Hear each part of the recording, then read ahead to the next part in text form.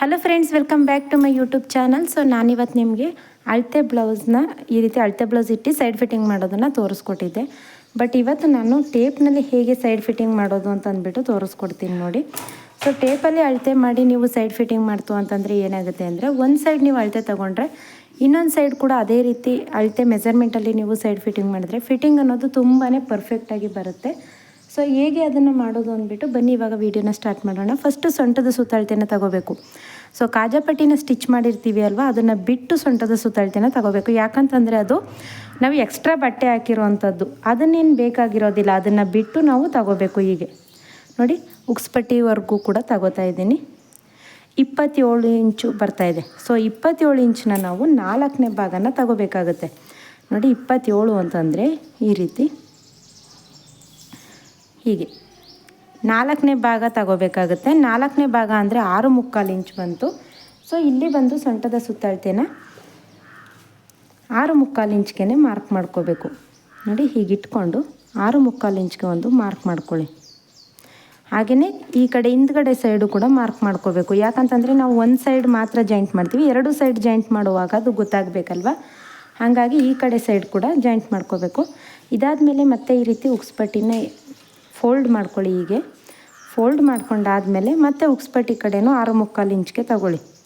ಯಾಕಂತಂದರೆ 4ನೇ ಭಾಗ ತಗೊಂಡಿರೋದಲ್ವ ನಾವು, ಅದಕ್ಕೋಸ್ಕರ ಏನು ಮಾಡಬೇಕು, ಮತ್ತೆ ಉಕ್ಸ್ಪಟ್ಟಿ ಕಡೆನೂ ಕೂಡ 6 ಇಂಚ್ಗೆ ಒಂದು ಮಾರ್ಕ್ ಮಾಡ್ಕೊಳ್ಳಿ. ಹೀಗೆ ಸೊ ಇವೆರಡನ್ನು ಮಾರ್ಕ್ ಮಾಡ್ಕೊಂಡಾದಮೇಲೆ ಎರಡನ್ನು ಇಟ್ಕೊಂಡು ಹೀಗೆ ಒಂದು ಪಿನ್ ಹಾಕೊಂಡು ಬಿಡಬೇಕು.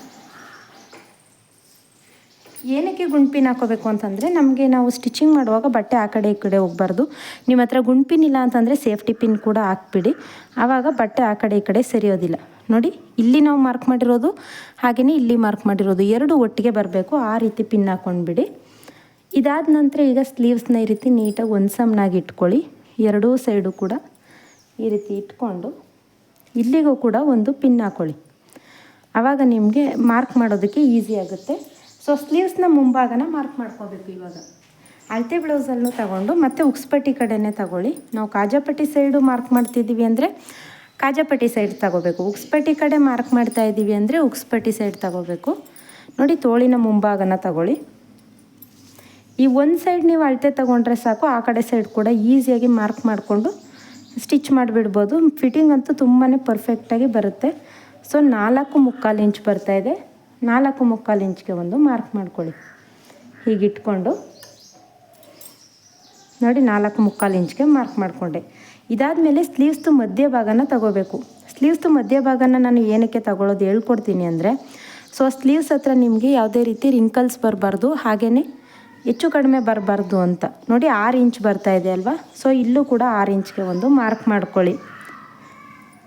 ಹೀಗಿಟ್ಕೊಂಡು 6 ಇಂಚ್ಗೊಂದು ಮಾರ್ಕ್ ಮಾಡ್ಕೊಳ್ಳಿ. ಇದಾದಮೇಲೆ ಭುಜದಿಂದ ಹಾರ್ಮೋಲ್ದು ಮೊದಲನೇ ಹೊಲಿಗೆ ಹಾಕಿರ್ತೀವಿ ನೋಡಿ, ಈ ರೀತಿ ಭುಜದ ಹತ್ರ ಹೀಗಿಟ್ಕೋಬೇಕು. ಹೀಗಿಟ್ಕೊಂಡು ಭುಜದಿಂದ ಹಾರ್ಮೋಲ್ ಹೊಲಿಗೆ ಇರುತ್ತೆ ಅಲ್ವಾ, ಅಲ್ಲಿವರೆಗೂ ಕೂಡ ಈ ರೀತಿ ಮಾರ್ಕ್ ಮಾಡ್ಕೋಬೇಕು. 8 ಇಂಚ್ ಬರ್ತಾಯಿದೆ. ಸೊ 8 ಇಂಚ್ಗೆ ಇಲ್ಲೂ ಕೂಡ ಭುಜದಿಂದ ಇಟ್ಕೊಂಡು, ಸೊ ನಾನು ನಾರ್ಮಲ್ಲು ಈ ಬ್ಲೌಸ್ಗಳ ಡಿಸೈನ್ ಇಲ್ಲದೆ ಇರೋ ಬ್ಲೌಸ್ಗಳನ್ನ ಸ್ಲೀವ್ಸ್ನ ಓವರ್ಲಾಕ್ ಮಾಡಿಲ್ಲ. ವರ್ಕ್ ಬ್ಲೌಸ್ಗಳಾದರೆ ಸ್ಲೀವ್ಸು ಓವರ್ಲಾಕ್ ಮಾಡ್ತೀನಿ. ಸೊ 8 ಇಂಚ್ಗೆ ಒಂದು ಮಾರ್ಕ್ ಮಾಡಿಕೊಂಡೆ. ಇದಾದಮೇಲೆ ಎದೆ ಸುತ್ತಳತೆನ ಕರೆಕ್ಟ್ ಇದೆಯಾ ಇಲ್ವಾ ಅಂತ ಒಂದು ಸಲ ಚೆಕ್ ಮಾಡ್ಕೋಬೇಕು. ನೋಡಿ ಉಕ್ಸ್ಪಟ್ಟಿ ಕಡೆಯಿಂದ ನಾರ್ಮಲಾಗಿ ಮೊದಲು ಒಂದು ಹೊಲಿಗೆನ ತಗೊಂಡಿದ್ವಿ ಅಲ್ವಾ, ಅಲ್ಲಿವರೆಗೂ ಕೂಡ ನೋಡಬೇಕು. 9.25 ಇಂಚ್ ಬರ್ತಾಯಿದೆ. ಸೊ ಇಲ್ಲೂ ಕೂಡ 9.25 ಇಂಚ್ ಬರಬೇಕು. ಆವಾಗ ಮಾತ್ರ ನಾವು ಕಟಿಂಗ್ ಮಾಡಿರೋವಂಥದ್ದು ಫಿಟ್ಟಿಂಗ್ ಕರೆಕ್ಟಾಗಿದೆ ಅಂತ ಅರ್ಥ. ನೋಡಿ ಕರೆಕ್ಟಾಗಿ 9.25 ಇಂಚ್ ಬರ್ತಾಯಿದೆ. ಆವಾಗ ಏನಾಗುತ್ತೆ, ಹಾರ್ಮೋಲು ಪ್ರತಿಯೊಂದು ಕೂಡ ನಾವು ಕರೆಕ್ಟಾಗಿ ಕಟ್ ಮಾಡಿದ್ದೀವಿ ಅಂತ ಅರ್ಥ. ಇದಾದಮೇಲೆ ಮೇಯ್ನ್ ಇದಿಷ್ಟು ಬಂದು ನಾವು ಸ್ಟಾಪ್ ಮಾಡಿಬಿಡ್ತಾರೆ. ಸೊ ಇಲ್ಲೇನಾಗುತ್ತೆ ಅಂತಂದರೆ, ನಿಮಗೆ ಎದೆ ಸುತ್ತಳತೆ ಹತ್ರ ರಿಂಕಲ್ಸ್ ಬಂದುಬಿಡುತ್ತೆ. ಏನಕ್ಕೆ ಅಂತಂದರೆ ಇದನ್ನು ಕೂಡ ನೀವು ಅಳತೆನ ತಗೋಬೇಕು. ನೋಡಿ ಮಧ್ಯದಲ್ಲಿ ಸ್ಲೀವ್ಸ್ನ ಮಧ್ಯದಲ್ಲಿ ಇದನ್ನು ಅಳತೆ ತಗೊಂಡ್ರೆ ನಿಮಗೆ ಪರ್ಫೆಕ್ಟಾಗಿ ಬರುತ್ತೆ. 9.25 ಇಂಚ್ ಬರ್ತಾಯಿದೆ. ಸೊ ಇದೊಂದು ಅಳತೆನ ತಗೊಂಡ್ಬಿಟ್ರೆ ನಿಮಗೆ ಇಲ್ಲಿ ಯಾವುದೇ ರೀತಿ ರಿಂಕಲ್ಸ್ ಬರೋದಿಲ್ಲ. 9.25ಗೆ ಈ ರೀತಿ ಮಾರ್ಕ್ ಮಾಡ್ಕೊಳ್ಳಿ. ಸೊ ಇದಿಷ್ಟು ಮಾರ್ಕ್ ಮಾಡ್ಕೊಂಡಾಯ್ತಲ್ವ, ಇವಾಗ ಇದನ್ನೆಲ್ಲ ಅಟ್ಯಾಚ್ ಮಾಡ್ಕೋಬೇಕು. ಹೀಗೆ ನೋಡಿ, ಇಲ್ಲಾಂದರೆ ನೀವು ಸ್ಕೇಲಲ್ಲಾದರೂ ಒಂದು ಲೈನ್ ಹಾಕ್ಕೊಂಡ್ಬಿಡಿ, ಲೈನ್ ಹಾಕ್ಕೊಂಡು ಕೂಡ ಅಟ್ಯಾಚ್ನ ಮಾಡ್ಕೋಬೋದು. ಈ ರೀತಿ ಅಟ್ಯಾಚ್ ಮಾಡಿಕೊಂಡ್ರೆ ನಿಮಗೆ ಟೇಪಲ್ಲೇ ಇನ್ನೊಂದು ಸೈಡು ಕೂಡ ಅದೇ ರೀತಿ, ಇವಾಗ ಆಲ್ಮೋಸ್ಟ್ ಆಲ್ ಅಳತೆ ಗೊತ್ತಿರುತ್ತೆ. ಈ ಕಡೆ ಸೈಡಲ್ಲಿ ಮಾಡಿರುವಂಥದ್ದು ಅಳತೆ ಗೊತ್ತಿರುತ್ತೆ ಅಲ್ವಾ, ಅದೇ ಅಳತೆನ ನಾವು ಆ ಕಡೆ ಸೈಡಲ್ಲೂ ಕೂಡ ಮಾಡ್ತು ಅಂತಂದರೆ ನೀಟಾಗಿ ಬರುತ್ತೆ.